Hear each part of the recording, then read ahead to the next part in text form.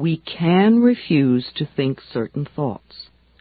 Look how often you have refused to think a positive thought about yourself. Well, you can also refuse to think a negative thought about yourself, too. It seems to me that everyone on this planet that I know or have worked with is suffering from self-hatred and guilt to one degree or another. The more self-hatred and guilt we have, the less our life works. We find we have an inability to speak up for ourselves, and we are always trying to please others. Or we may be angry and explosive all the time. The less self-hatred and guilt we have, the better our lives work on all levels. This includes the health of the body, too. It has been my experience that the very bottom line for everyone I have worked with is always, I'm not good enough. And we often add to this, I don't do enough, or I don't deserve. Does this sound like you? Always saying or implying or feeling that you are not good enough? But for whom? And according to whose standards? Now, if these negative beliefs are very strong in you, then how can you possibly create a loving, joyous, prosperous, healthy life? Somehow your subconscious beliefs would always be contradicting these objectives and making sure you do not obtain your goals. I find that resentment, criticism, guilt, and fear cause more problems in our bodies and in our experiences than anything else.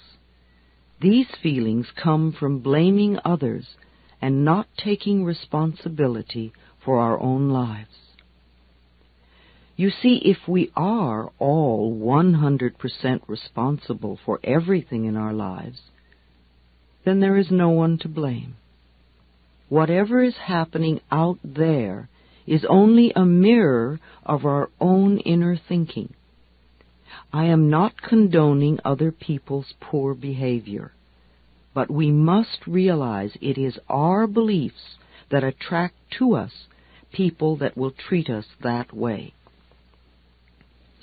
If you find yourself saying, everyone always does such and such to me, criticizes me, ignores me, takes advantage of me, or abuses me, then this is your pattern. There is some thought in you that attracts this behavior. On some internal level, you believe you deserve to be treated this way. Or you treat other people this way, and it is just coming back to you. Whatever we give out, mental, physical, or verbal, will come back to us. When we no longer think or behave this way, the other people will change their behavior, or they will go and do that to someone else who believes they deserve it. You will no longer be attracting the experiences you say you do not want. Whether we want to change a life experience or a physical problem, the place to begin is to say so. Literally say, I am willing to release the pattern within me that is creating this experience or this condition. You can say this to yourself over and over every time you think of your illness. Say this with me now. I am willing to release the pattern in me that has created this condition. The minute you say this affirmation, you are stepping out of the victim role. You are no longer helpless. You are acknowledging your own power. You are saying, I may not understand it, but somehow I am beginning to understand that I contributed to creating this problem, and now I take my own power back, and I am releasing it and letting it go. What a powerful statement to have your subconscious mind supporting. As I said, resentment of others, Criticism of ourselves, guilt over the past, and fear of the future are the most damaging mental thought patterns we can have. This kind of internal dialogue creates and maintains dis-ease in the body. These thoughts can destroy the body. Fear can contribute to baldness, ulcers, colon problems, and even painful feet, among other things. Criticism as a permanent habit can often lead to arthritis in the body. Resentment long held eats away at the body and becomes the dis-ease we call cancer. Guilt always looks for punishment and creates pain. Fear comes from not trusting the process of life to be there for us. You know, the most precious thing in our life is our breath. If you did not take another breath, you would not last 3 minutes. Yet you have such faith that your next breath will be there, that you don't even think about it when you exhale. Now, if the power that created us has given us enough breath to last for as long as we shall live, can we not begin to trust that the rest will also be provided for us? The next time you are frightened, think about the abundance of air and say, I trust the process of life to take care of me. Whenever someone is in pain, I know they have created a lot of guilt for themselves. Chronic pain comes from unrelenting guilt, often so buried that we are not even aware of it anymore. This guilt must be dissolved before the pain can be eliminated. Guilt is a totally useless emotion. It never makes anyone feel better, nor does it change a situation. Your sentence is now over. Let yourself out of prison.